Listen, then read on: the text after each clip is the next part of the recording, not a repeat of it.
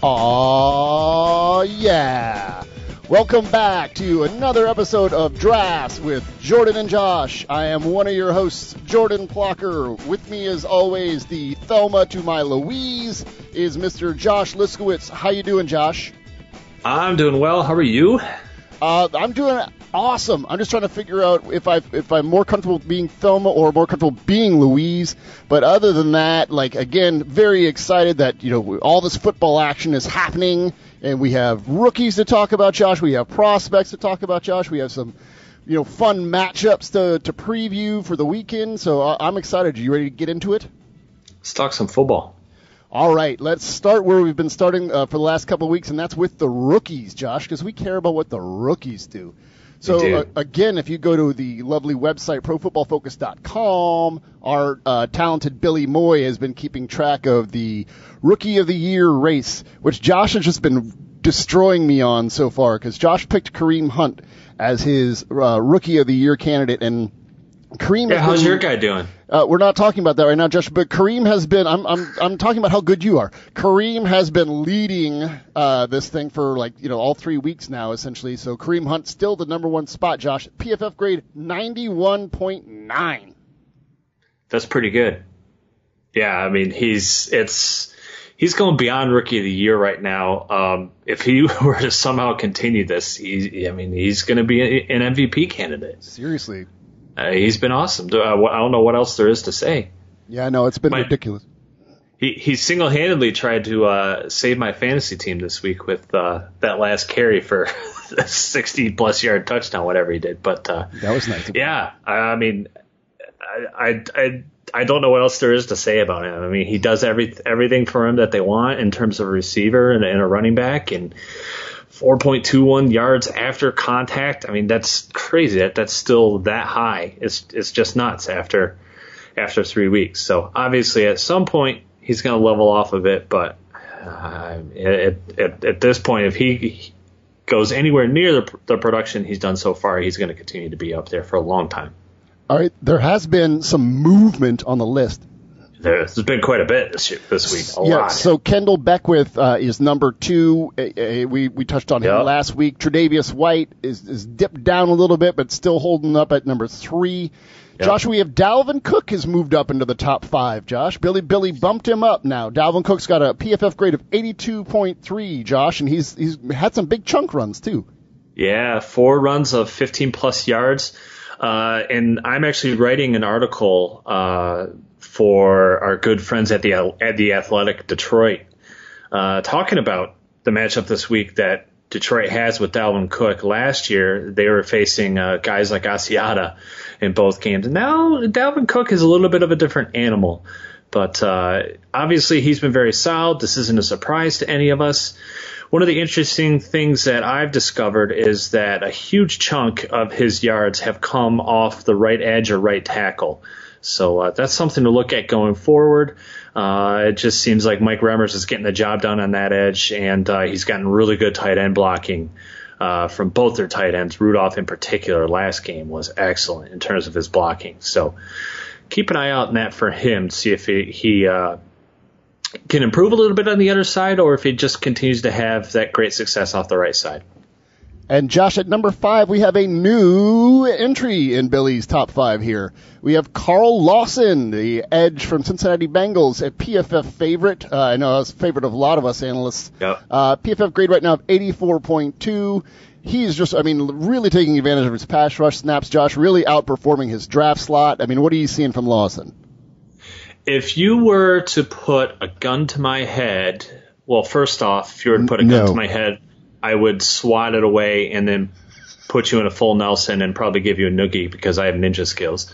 But number 2, if you were to put a gun to my head and ask me who are going to be the top 2 guys in PFF's Rookie of the Year when it's all said and done, I would stay with Kareem Hunt at number 1, and I would probably have Carl Lawson at number 2 because he's been ridiculous so far, and I think he's just going to continue to put up huge numbers for them.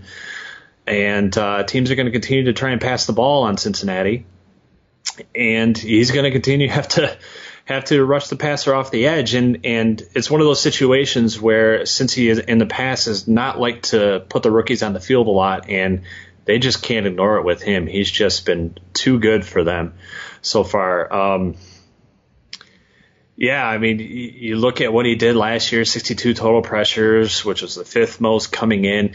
He has 17 already right now, 86.6 pass rushing grade. I mean, he's been ridiculous, and teams can't handle his athleticism and his bend off the edge and his explosiveness, and I think he's going to continue to rack up those stats. Let's hope he does. Moving on with the rest of Billy's list real quickly, we had Dietrich Wise at number 6. We had Jamal Adams at number 7. We have Josh Jones as safety for the Packers, number 8. Jordan Lewis for the corner for the Cowboys at number 9. Great showing on Monday night, and they desperately need a guy like him to step up, because they are banged up in that secondary, and they're in a situation now where they need their young guys to step up. He had a rough first game the week prior. Did get away with a little bit this past weekend. There were a couple times he got beat deep, and there were inaccurate balls by Carson Palmer, but otherwise his tackling was outstanding, as was highlighted on the broadcast, and obviously he had the pass breakup as well and only gave up 33 total yards, so very, very good week for him. Good sign for him going forward. And then rounding out the 10 is Malik Hooker, the safety for the Colts, who, despite some pretty good range, is making some plays here and there for the Colts. On the bubble still for Billy's list, and a guy that I would think is going to be moving up. Josh, I don't know who you think is going to be moving up, but a guy that I think will probably be moving up some if he continues to do what he's been doing, and that's Tariq Cohen from the Bears. Oh, yeah. Man, he's been making some clutch runs. Is anybody else standing out to you that you think might move up the list and has the potential to break Billy's top 5? If Watt can get healthy and back on the field, I fully expect him to.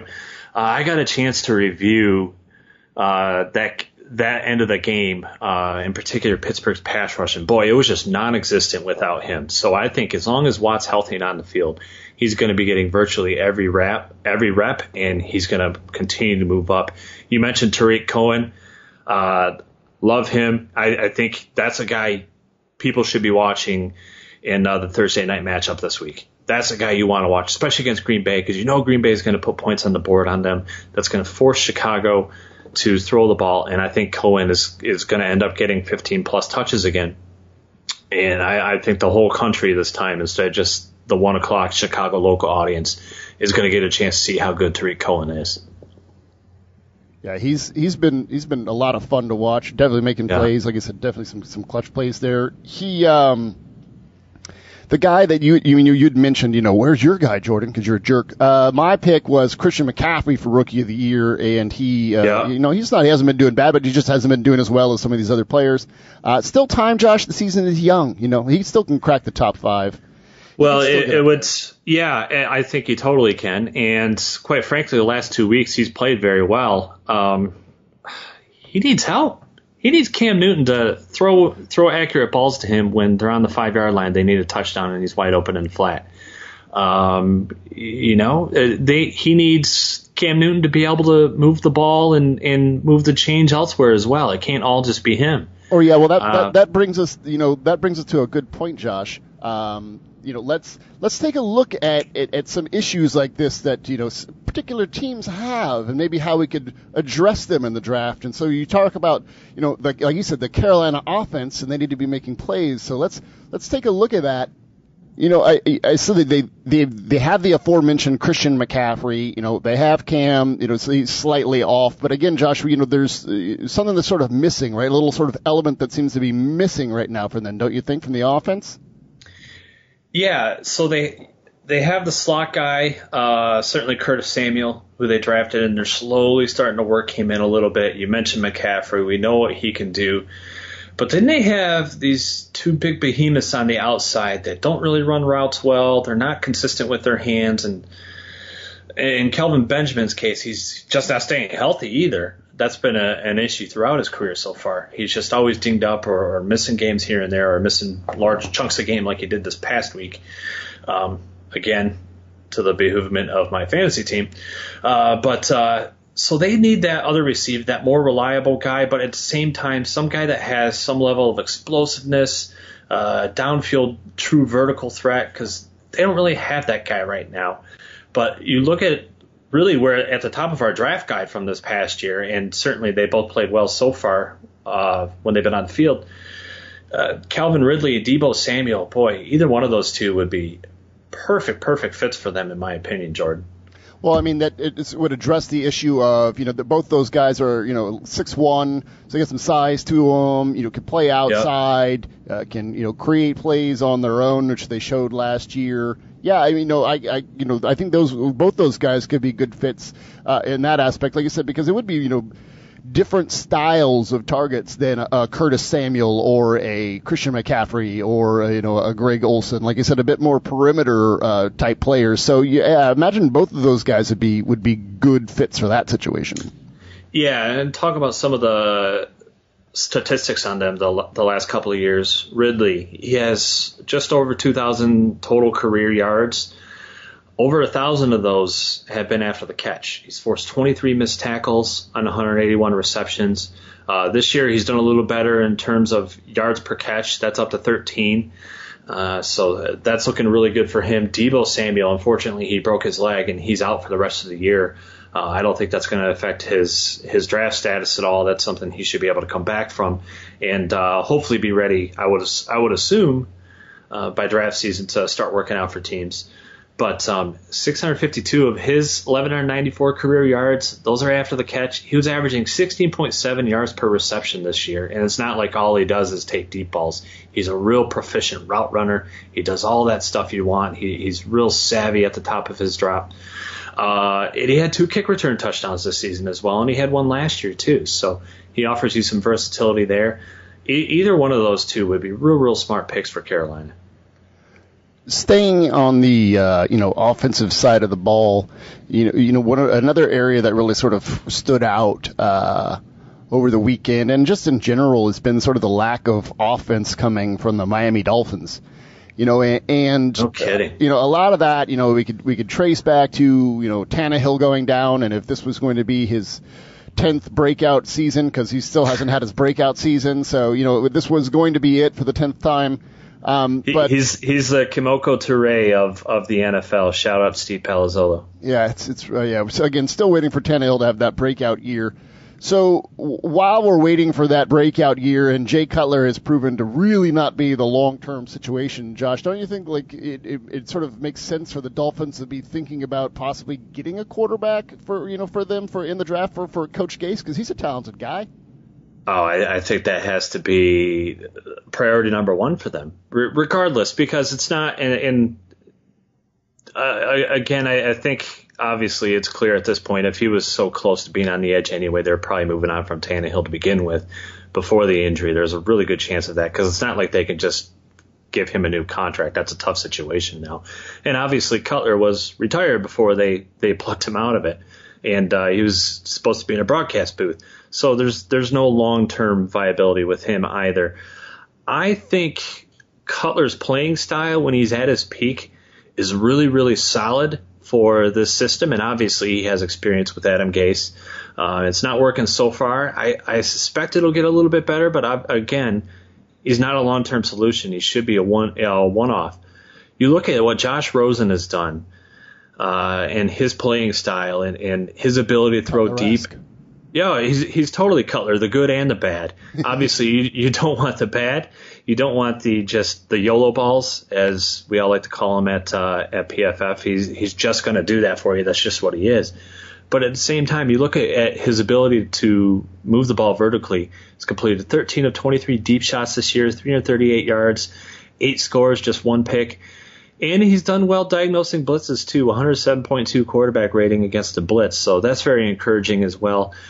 I think when you're Miami, you want to find a quarterback that can take advantage of your best weapon. And while certainly Jarvis Landry is an excellent receiver, I think most quarterbacks are going to be able to work with him, because he does a lot of the little dirty work underneath.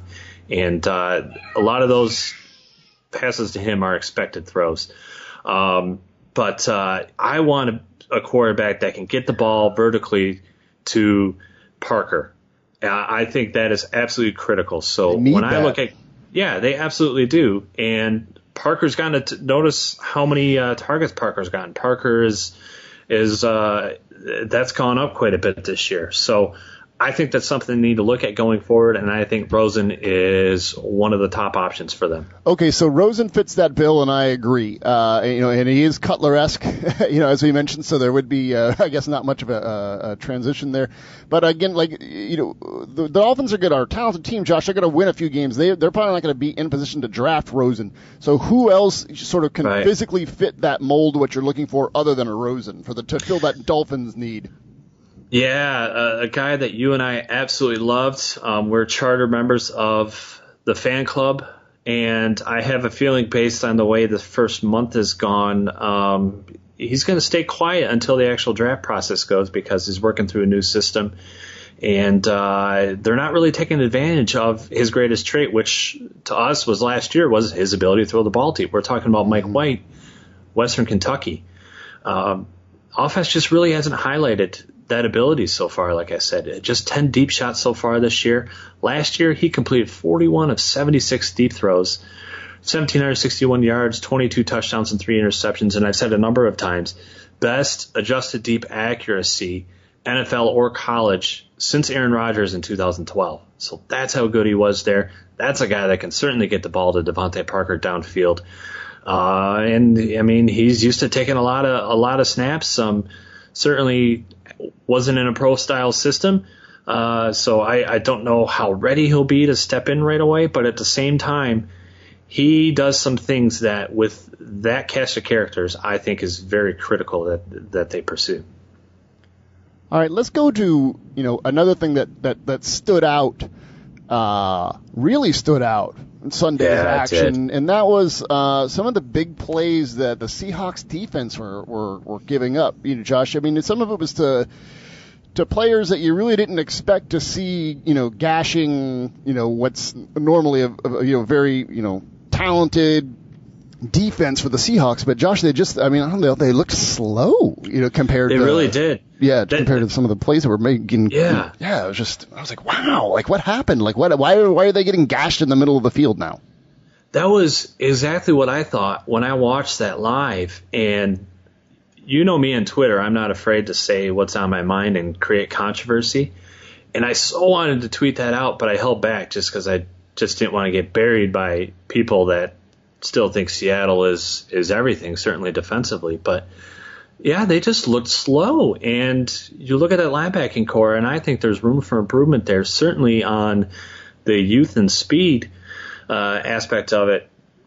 There's going to be a couple guys that they can play with, and some guys with some versatility too that I think they're going to know how to use, and guys that have showed multiple skill sets at the college level.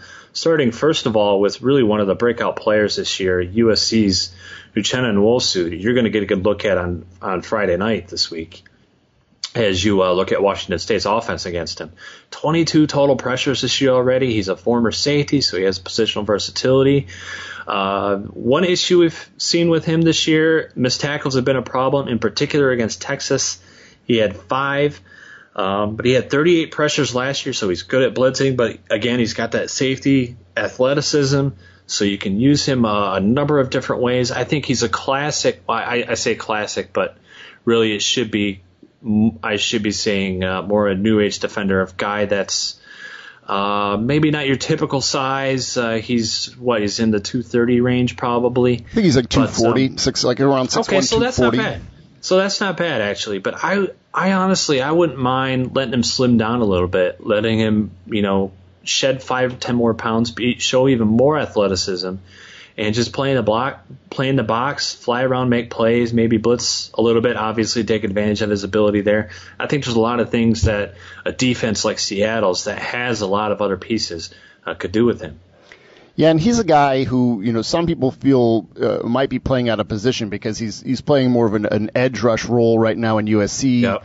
And he might be more of a traditional, in the box type of linebacker. But if someone decides, or again like Seattle, if Seattle decided that they did want to add that extra speed in getting a player like this, I mean, he could, like in Nwosu, he can still provide that edge rush, in addition to, everything else that they would be asking for. So that's a nice nice benefit there. He's definitely having a monster year this year. But yeah, his position in the next level definitely to be determined. But like you said, the Seahawks could definitely use him there to help patch up that sort of speed issue. Is anybody else sort of standing out to you, Josh, right now as far as prospects go that could possibly fill that role as an athletic linebacker for the Seahawks and maybe sort of eliminate some of these big plays?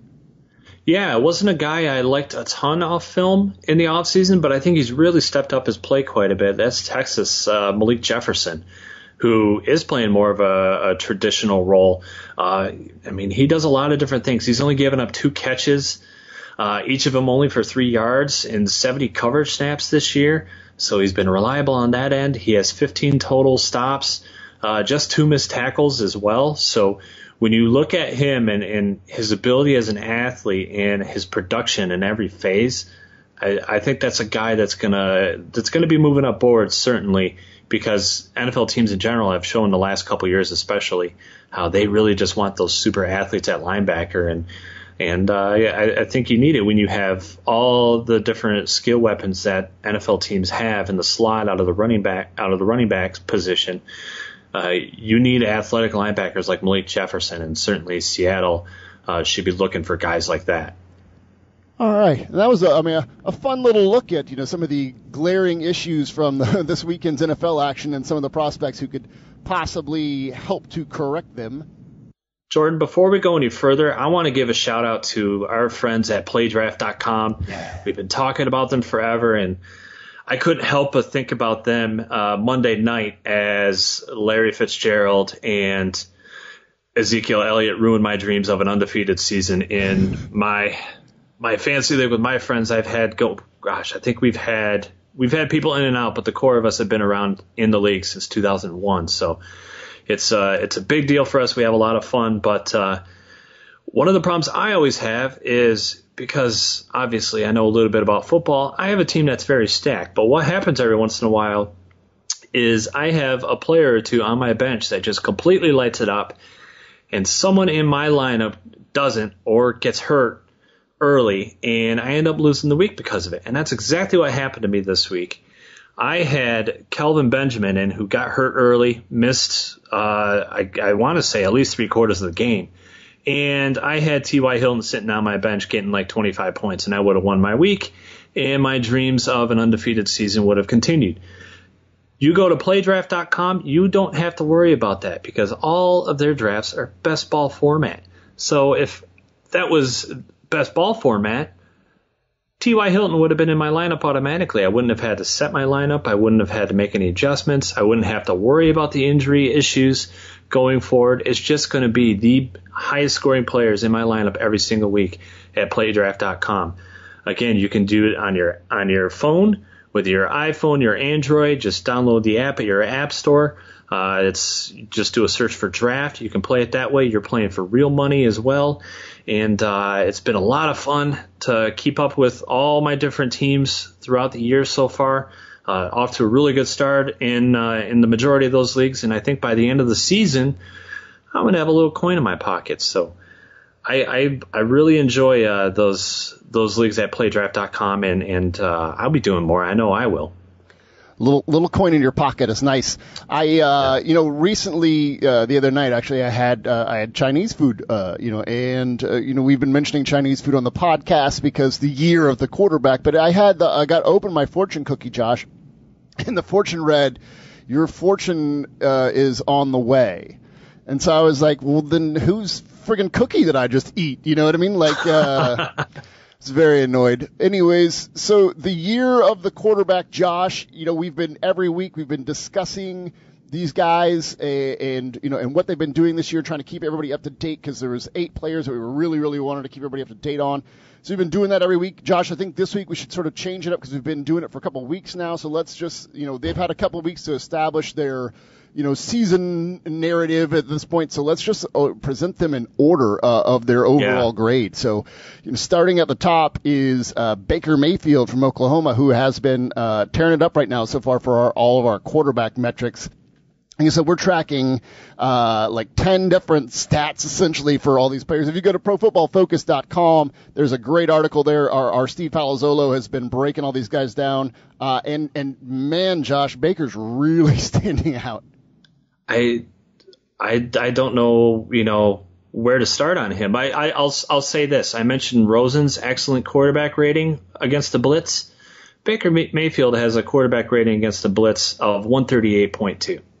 So, So I mean, we think Rosen's doing good, and he's just dwarfing him in that category. The stat that sticks out to me the most is 12.2% big time throws. That is far and away the first. That is just an absurd number of big time throws. Now, he didn't attempt as many, so it's not like he's not a quarterback that's making 40, 45 throws a game. So, I mean, I guess his volume isn't quite as high, but still, I mean, he's just been great in every single facet, and it's tough to deny him. I can't wait to really get to delve into his game and see how much, if any, of it has changed from last year. It's not like he's doing anything different statistically than he was last year. He was tearing it up then as well. But, we talked about in the offseason how he's got to find a new cast of characters, and he's got to be the one leading that team, and he's certainly done that so far.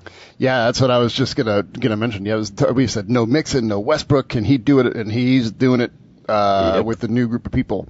Sticking in the lovely state of Oklahoma, our number 2 quarterback right now is Mason Rudolph from Oklahoma State. He has an 88.5 overall grade, which ranks number 2 out of this group of quarterbacks. The stat that's really sticking out on him right now, Josh, his passer rating against pressure is 132.6. But again, he's got that's number 1. He's got some talent there that he gets to throw to. So what are you seeing from Mason? He does, yeah. I mean, James Washington. I mean, he had another big one this past week. Obviously, the team suffered a big loss this weekend, but I don't know that you would necessarily blame Rudolph on what he's done. But he has put the ball in harm's way a couple times, and he did have a fumble from holding the ball too long, I believe this past weekend. But I mean, in general, he's been doing everything at a very, very high level, and he's consistently ranking as one of our top guys. I want to continue to see how he performs against the better opponents. Certainly, again, it wasn't fully his fault this week, but when a couple weeks ago, Oklahoma is on the road, not playing very well and not finishing drives at the half, and Baker Mayfield just went nuts and completely took Oklahoma over the top and turned that game into a laugher. I want to see Mason Rudolph do that against a big-time opponent as well. We saw Josh Rosen do it against Texas A&M. To an extent, obviously, he had a little bit of luck, and we talked about that at the time. But at the same time, we've seen those two guys put their team over a major opponent in a tough situation. I want to see Rudolph do that. All right. The third quarterback on this list is Lamar Jackson from Wool. He has a 87.3 overall grade. He had a nice bounce back week, Josh, because he had that rough game against Clemson. So again, you just want to see how these quarterbacks, especially these young quarterbacks, sort of, mentally and emotionally respond. He had a good bounce back game. He completed 18 of 22 passes for 299 yards and 2 touchdowns. But again, we're again, for that bounce back, we're seeing a lot of the things that we wanted to see, from him from that quick release standpoint and things like that. What else are you seeing from Lamar? Yeah, one thing that concerns me is that I don't know that we're consistently seeing him make plays with his feet from the pocket or behind the line of scrimmage. Yes, he can scramble and make those plays, but when plays are breaking down, he's not consistently finding those secondary and tertiary targets. A lot of what he's done is as a passer is from a clean pocket, and certainly he's been very efficient in that regard. But I want to see him continue to work through multiple levels, continue to work through his progressions, and just overall show a better understanding of the process of what the defense is doing and what his route concepts are. Moving out west, we have Sam Darnold coming in at number 4 on this list here. He has an overall grade of 85.7. Kind of having a, I don't want to say struggling, Josh, but again, it's not as as productive as a year as I don't think as we were expecting per se, or as precise a year as we were expecting per se.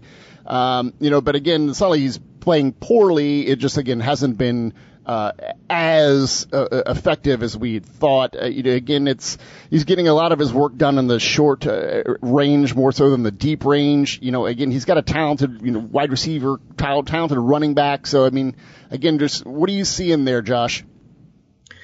Yeah, it's funny because you and I take a lot of heat for our take on Luke Falk because we both like him a lot, and Steve continues to hammer home that, well, so much of his production is short. How about with Sam Darnold? 0 of 7 on 20-plus yard passes. You wonder why we didn't mention him as a Dolphins candidate? That's why, because he's not getting it done there. Intermediate. His passer rating on intermediate throws from in the 10 to 19-yard range, 66.1. On deep, 67.1. That's just not good enough. His turnover-worthy throws are the exact same percentage as his big-time throws. He's doing the functional things underneath, but he's not getting it done intermediate and downfield like he did last year. I don't know what that issue is at this point. This will be – I'll probably miss a little bit of the first half of Friday's game against Washington State because I'll be grading the slobber knocker between Illinois and Nebraska. But I can't wait to watch the second half of that game. And obviously – both quarterbacks I'm going to be looking at, but certainly I want to see what Sam Darnold is able to do against a team like Washington State. I want to figure out what's going on with him. Are things getting better, or is there some underlying issue that hasn't been pointed out yet? All right, the crosstown rival of Darnold, Mr. Josh Rosen, who's ranking number 5 on this list right now. His overall grade is 84.5. Again, we talked about him a little bit previously about how he could possibly help the Dolphins with their downfield passing. Again, Josh, right now the biggest issues with him have been his decision making and the YOLO balls. But again, other than that, I mean, there's been a lot of good stuff too. Yeah, and this past week against Stanford, this was like a carbon copy of every game last year, really. When you talk about him not getting help around him, that generally hasn't been the issue so far. That was certainly the issue, obviously. Stanford hung 58 points on him. That's not good. But, I mean, he had an interception that was a drop, and it was deflected straight to a defender.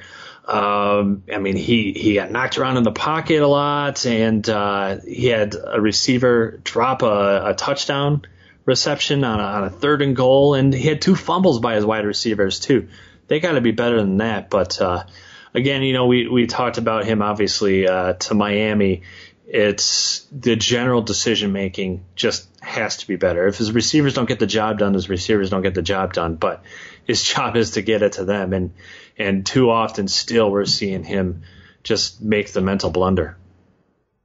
All right. The next quarterback is Luke Falk from Washington State, as you mentioned, to go have that game against SC. Yeah. SC, a very talented defense.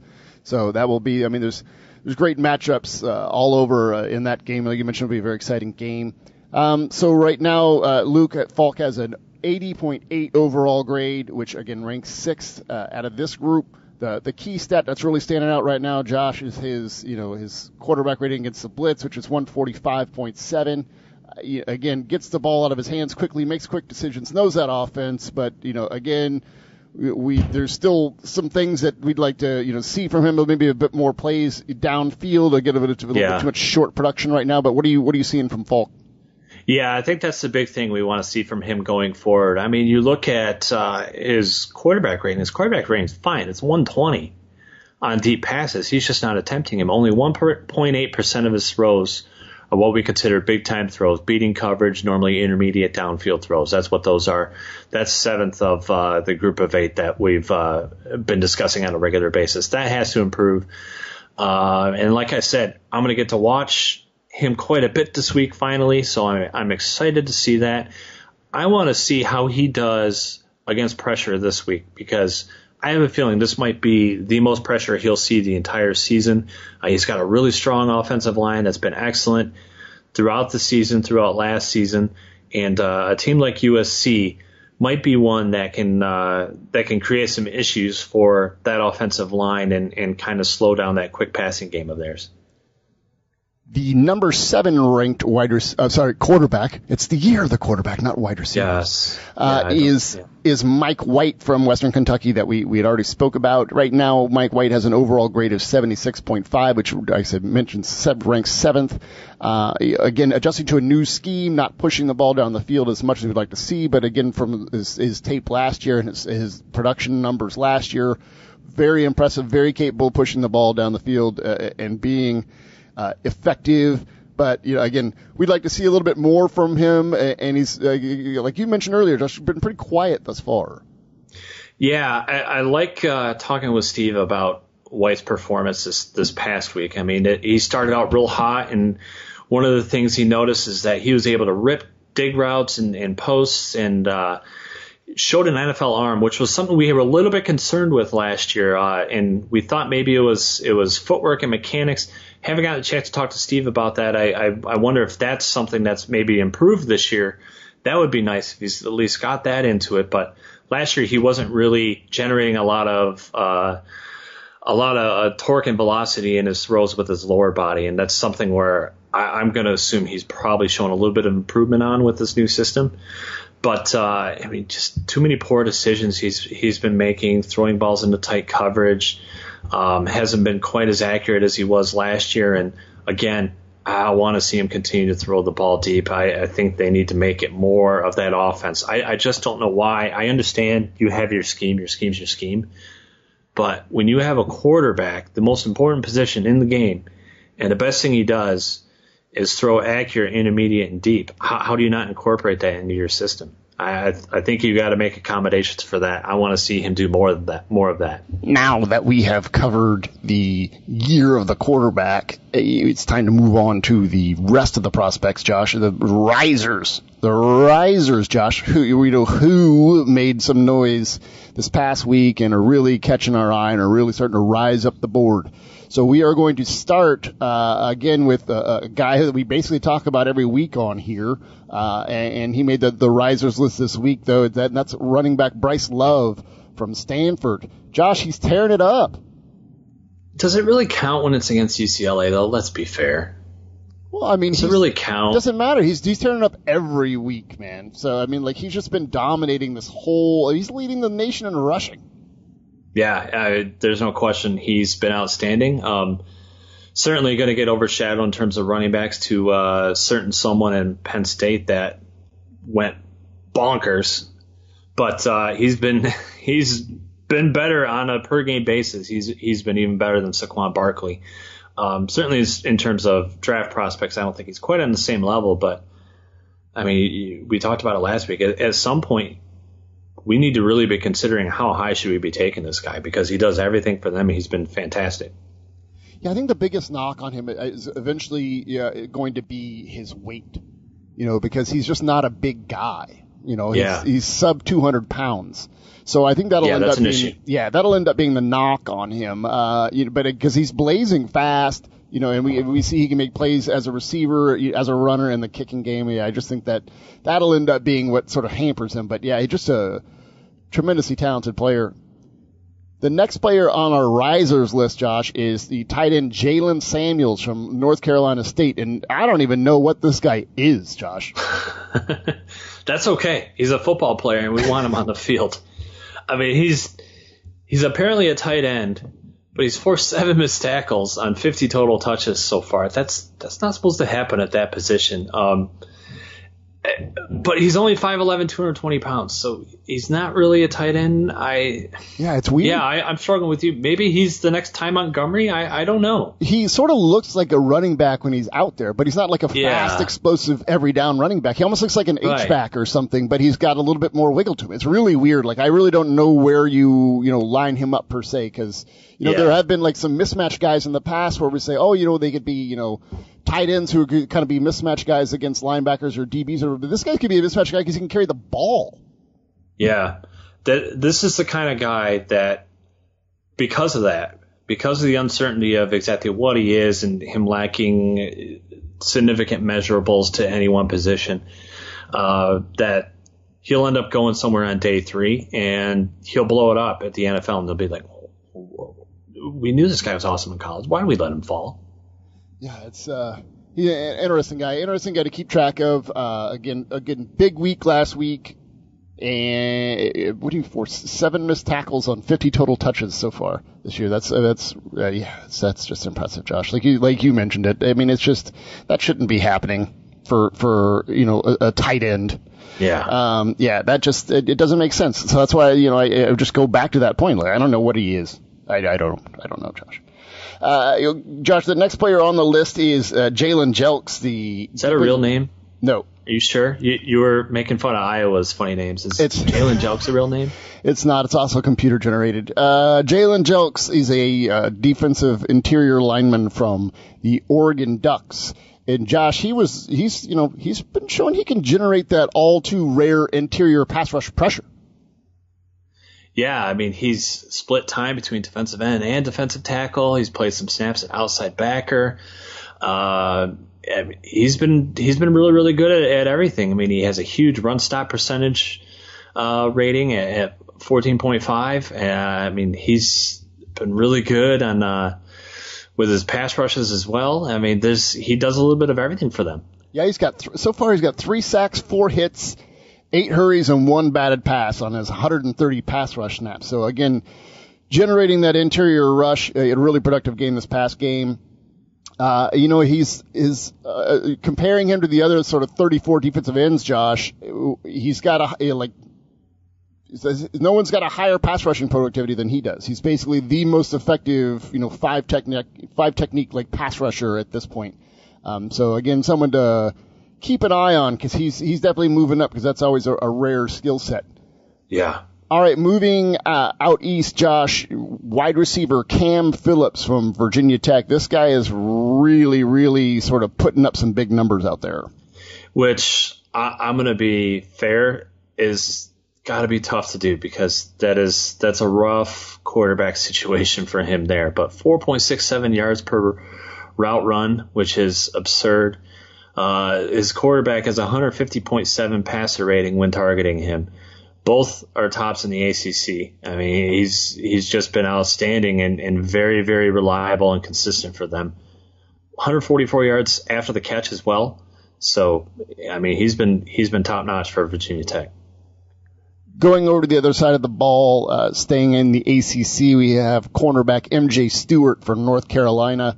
Always sort of stands out the last couple of years with his sort of feisty play and coverage. He sort of got burnt, gave up a long, 75-yard touchdown pass, Josh. But other than that, he's been pretty solid so far this year. Yeah, one of the things he's been really good at, too, has been rushing the passer. That's something that's been a bit of a surprise. He's got a couple sacks. He has 2 hits. He has a hurry. Also has a batted pass. That's on 10 pass rush snaps. So 6 of the 10 he's made an impact on. That's a pretty good ratio. Yeah, all right. The next player is golly, how many talented defensive players are at Michigan? Can you even answer that? Can you even answer that without being biased? All of them? No, you cannot answer that without being biased. Anyways, the next player on here, Josh, is Chase Winovich from Michigan. 17 total QB pressures, is a leader among the bigs, edge defenders. And again, how many guys are there? This is ridiculous. I don't know what to say about him, man. He's one of the guys that we kind of pegged as, okay, he graded well in limited snaps last year as part of a rotation, second string guy. He'll probably grade well this year because of the supporting cast. No, I think it's kind of the other way around. I think he's one of the reasons others are grading so well.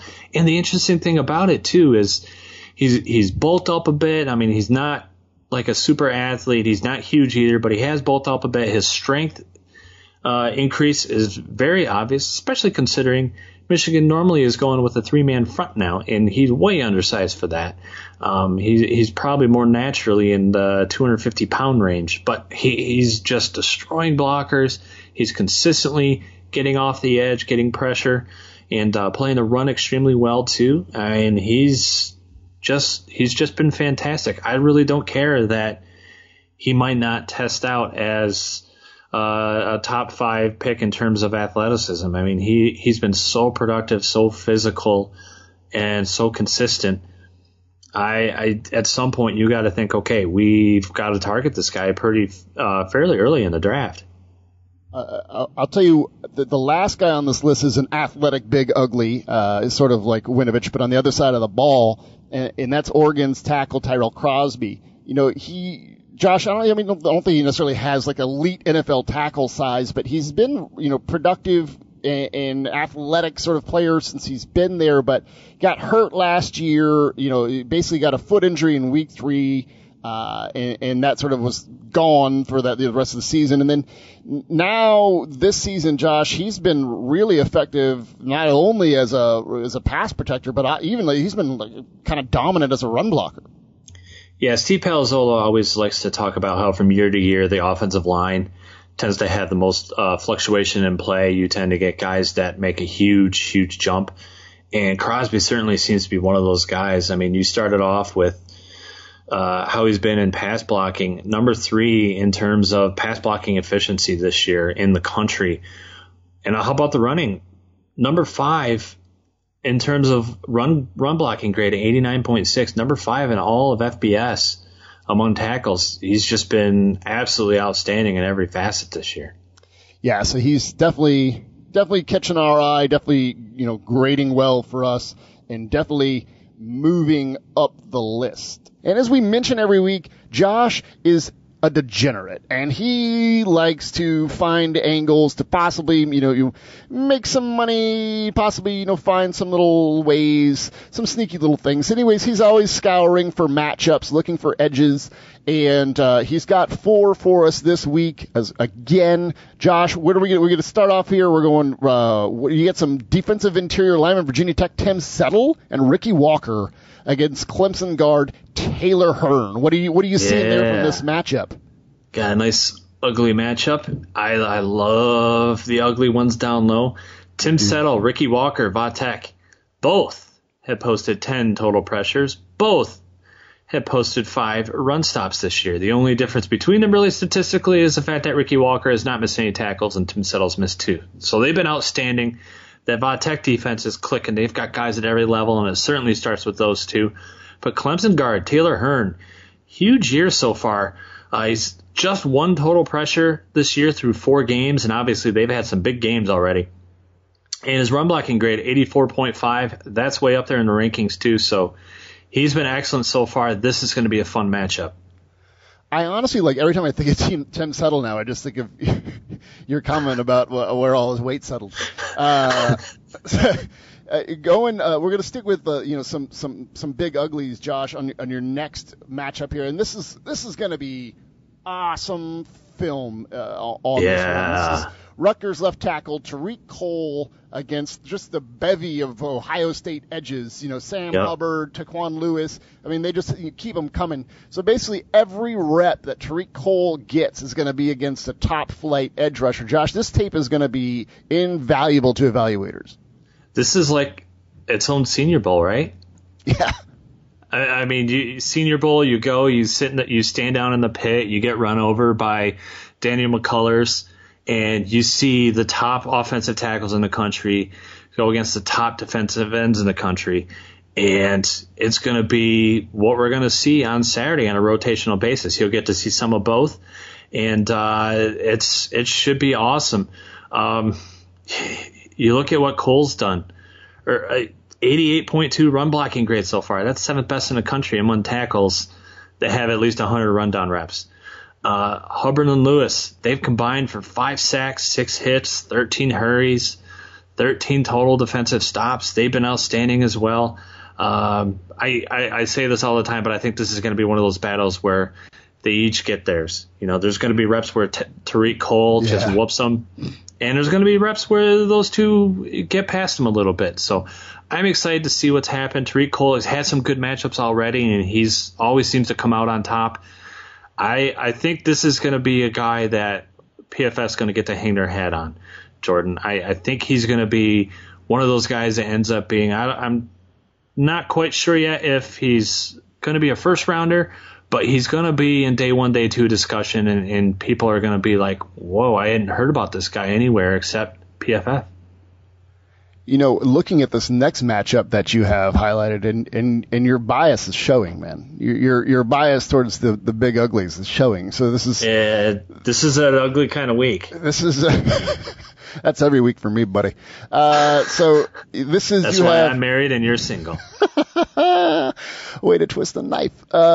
So this is USC defensive interior lineman Rasheem Green versus Washington State continent of a guard Cody O'Connell. Yeah. Now, Rasheem Green's been, productive. Josh, he's kind of having probably, I think, his best year so far. But, he was even a guy that we had highlighted in our draft guide before the season started. Again, some production in the middle there. But, man, going up against Cody O'Connell, I don't know, Josh. Yeah, I mean, we've lugged Cody O'Connell as much as any other guard prospect in the country. I would not want to lug Cody O'Connell. That is a very large man to lug around. It's like the strongman competitions where they're trying to pull the 18-wheeler with their teeth. That it would be something similar like that with Cody O'Connell trying to lug him around. But no, we've loved him. That's better. Since last year, an 82.8 run blocking grade so far. Hasn't allowed a sack, just one hit in pass protection this year. He's been outstanding. We talked about this game being a feature one of the week and how we want to see, certainly from the quarterback's perspective, how he's able to handle pressure. Well, part of that pressure is going to be, can Cody O'Connell hold up against Rasheem Green? And really, there hasn't been offensive lineman that's held up against Rasheem Green so far. He has 14 total pressures, 12 total defensive stops. He's really having a breakout year, and he's a little bit smaller, has some explosiveness. I'm interested to see how Cody O'Connell handles a guy like Rasheem Green. Moving on from the big uglies to some more athletic guys who will be running around at least on the second level. Sheesh, Josh. Is Colorado linebacker Drew Lewis against UCLA tight end Caleb Wilson. Now, Drew Lewis and Caleb Wilson, these are two guys that have both really jumped out in our grading really early. Really stood out for their production. Lewis is an athletic linebacker, can be used in a lot of different ways on that Buffalo's defense, which got sort of pilfered by the draft. And then you have UCLA tight end Caleb Wilson, who has just been on a tear. I mean, he had like a 99-point-something overall grade, I think, week one. He's just been tearing it up, Josh. So, again, you have an athletic sort of productive tight end and this athletic three-tool linebacker. Going to be a really fun one to watch. Yeah, you talk about three tools with Drew Lewis. 15 total pressures, 20 total defensive stops. Opposing quarterbacks have a rating of just 64.0 when throwing into his coverage. That's excellent. He does it in every capacity. I hope we see him matched up one-on-one downfield with Caleb Wilson a lot. This is going to be an interesting one. Wilson's obviously, he's been Rosen's go-to guy. Caught 32 of 42 targets his way, 425 yards and score, 191 yards of those 425 after the catch. So he's not just, that possession tight end. He's getting vertical and he's getting past guys. And I think he'll have a tougher time against Drew Lewis, but I really hope we get to see these guys matched up because that's going to be a fun one. And they're definitely two names to remember going forward. Yeah, no question. All right, Josh, that's going to do it for this week. So, all of our wonderful listeners out there, please do us a favor and tell others about the show. Mention us on Twitter. Tell people how great this show is and how great the information is that you're getting. I mean, you can't hog it all to yourself. Please share with your friends. Please tell your friends about the show. Please leave us a 5-star review on iTunes. Leave your Twitter handle and your email address in there, and you could win some free stuff. But please, speaking of Twitter, please follow me on Twitter at PFF_Jordan. Please follow Josh if you'd like to at PFF_Josh. Josh, anything you want to say on the way out, buddy? Yeah, when you're pimping our show to everybody, just make sure you tell them it's not telecast anywhere. You don't have to see how ugly Jordan is. This is true. I have a face for podcasts.